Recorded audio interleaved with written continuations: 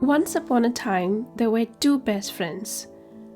One of them was born with a lot of talent for painting and was an artist. The other had a lot of inherited money and wanted to be an artist. So he paid a lot of money to the artist and learned every skill that the artist had. He invested in a lot of painting supplies, a studio, and practiced a lot, and eventually learned to paint well, and thus started making his own money as an artist. The talented artist, on the other hand, always used unbranded supplies, painted from the corner of his bedroom, and still made enough money to live life happily by selling his art and teaching his skills.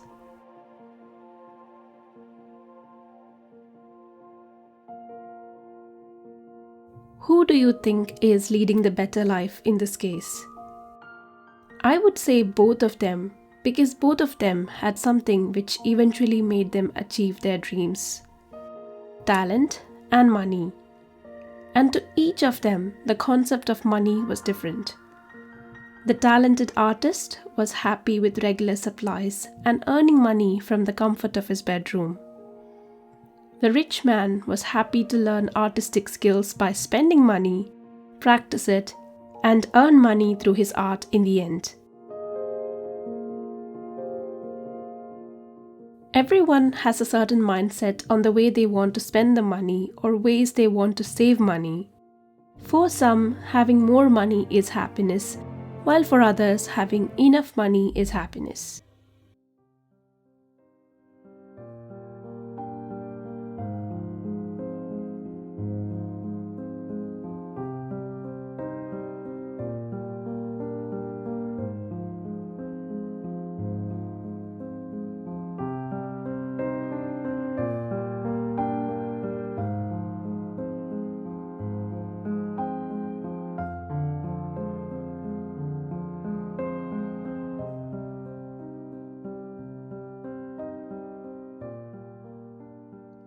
Last week, I told you about an artist's mindset, and in this video, I'll tell you about the money mindset.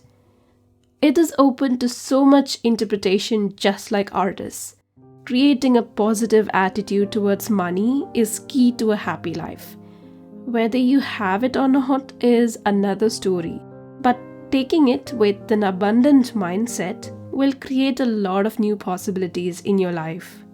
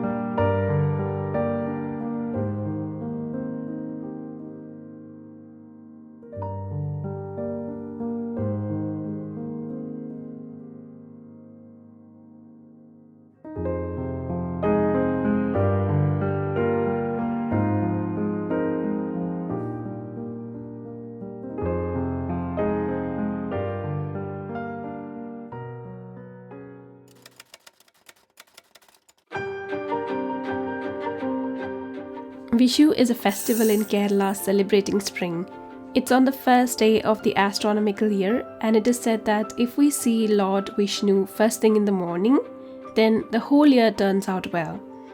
So we set up everything the day before, then walk with our eyes closed to see these first thing in the morning.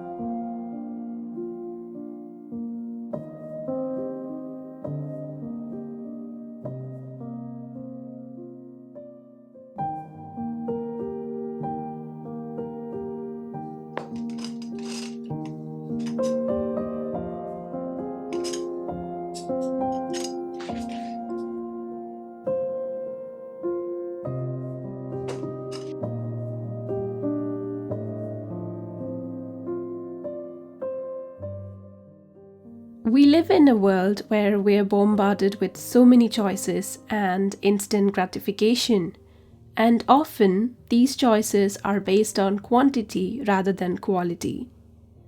And because money is such a sensitive issue, we often focus on getting better deals, buying in bulk, and end up thinking that more products with lesser money is better.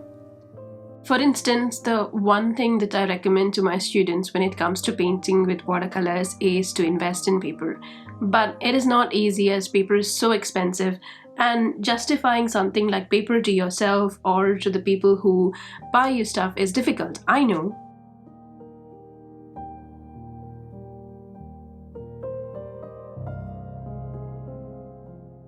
I often get asked how I grew my skills or how I managed to do all the things that I do. But I think that what no one realizes is the fact that, how much of money and effort is involved in all of these little things.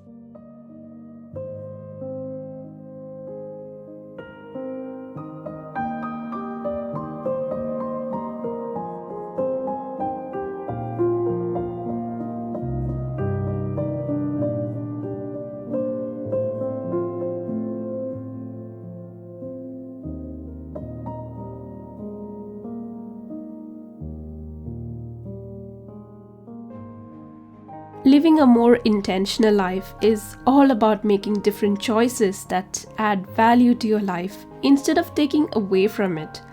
Certain times, the quality of something should definitely be a deciding factor, like art supplies.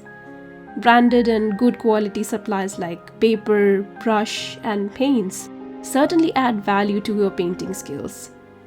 I won't say I was born talented, but I wasn't born rich either. I think this is the case for most of us, where we have some of both. When I started painting with watercolors, I bought some cheap papers, and as I practiced, I didn't like the results. So I invested in good, expensive sheets of paper. It improved my paintings a lot, and I haven't looked back since. But think about it. You could still get some other sheets, not so bad ones, and learn with it. You could practice so much on it such that your techniques evolve around the surface of that paper and style becomes catered to that one. It takes more time and more patience, more practice, but eventually you will get there. I think this is where you need to find the balance between what you need right now and what you want to achieve. But also then there's this. Imagine you get a very cheap paintbrush and you keep on practicing and practicing, but all it's doing is shedding its hairs. Then I think at that point, you're not adding any value to your skills, but just the knowledge about how the brush sheds its hairs. You have to decide between the time you have, the money you can invest, and the outcome that you desire. And sometimes, if you know the outcome or the expectations beforehand, then you can invest. This is what I have been doing since I started, and it only has been positive to my finances.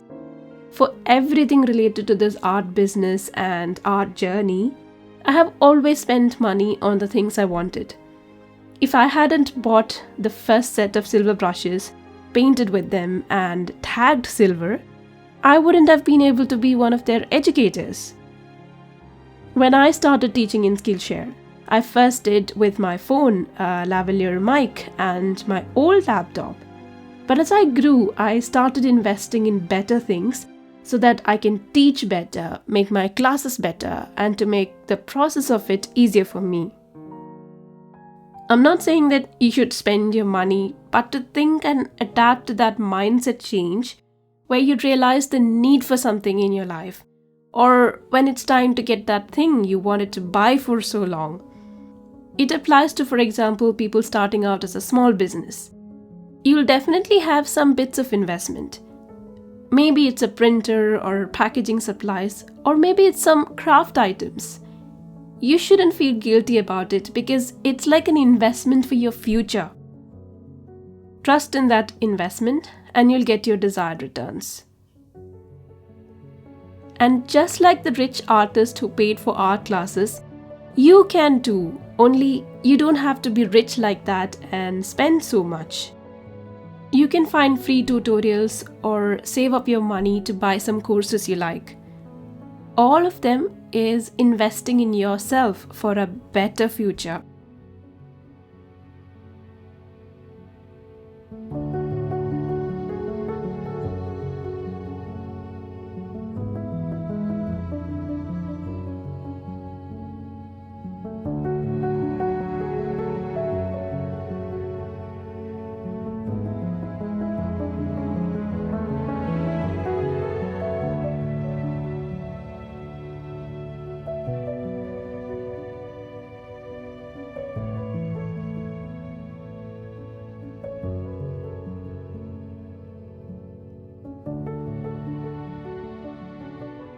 I just remembered this thing that happened.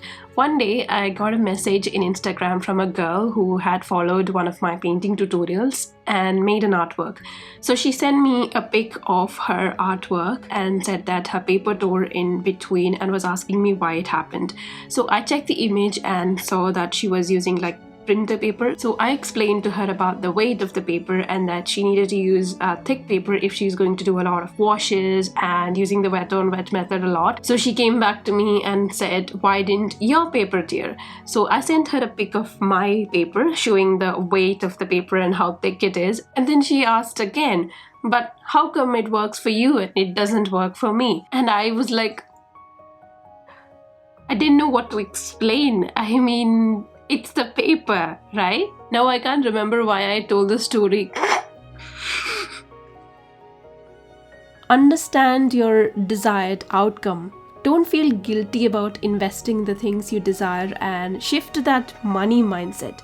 Use money to buy freedom, to buy you the ability to do what you want. I know that for some people, painting is just a hobby, and you think that buying expensive art supplies for something that's just a hobby is not justified. But what is a hobby? Why do you do it? It makes you happy, or there might be some kind of reason why you do it. And that comes with a price tag. It's just like traveling. If you love traveling, you spend money to do it.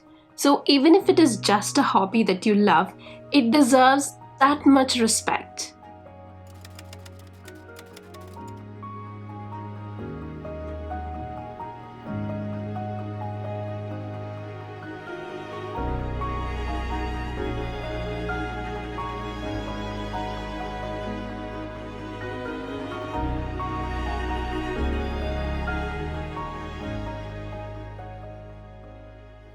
I told you this is very difficult to explain. But look at this. My easel broke. It's broken because I bought the cheapest one in the first place. This one cost me £8 and I might have used it 10 times at the most. It was okay for me at that point because I know I wouldn't use it that much. But now I know that I'll have much use with a bigger easel. So I got this one for £139.